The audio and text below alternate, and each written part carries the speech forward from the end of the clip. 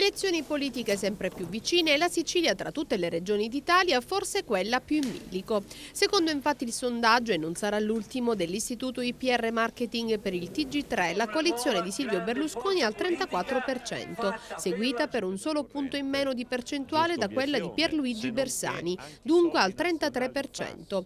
Molto più indietro la compagine di Beppe Grillo, il cosiddetto Movimento 5 Stelle, terzo partito in Sicilia col 15%, che comunque scavalca le formazioni centriste.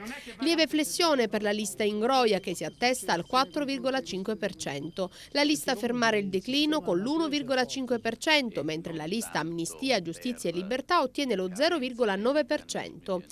Mario Monti perde lo 0,6% passando al 9,7%, cui si aggiunge il dato di flessione del FLI che perde un ulteriore 0,2%, arrivando a toccare l'1%.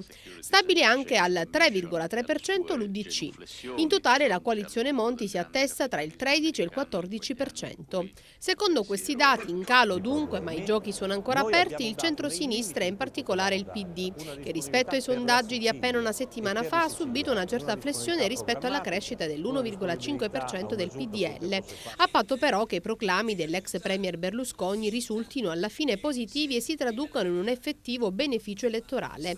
Certo, il Cavaliere nei suoi vari interventi in TV non ha mai nascosto che in Sicilia vorrebbe e si sente di riproporre quel 61-0 del 2001, cosa questa che non scoraggia gli avversari.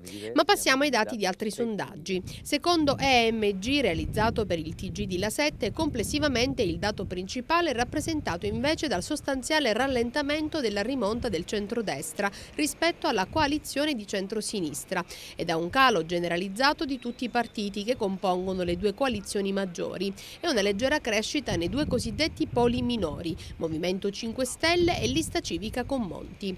Il sondaggio EMG non rileva dunque grandi sconvolgimenti all'interno del quadro partitico, anzi vengono confermate vecchie certezze e viene ribadita la fine della rincorsa da parte di Berlusconi.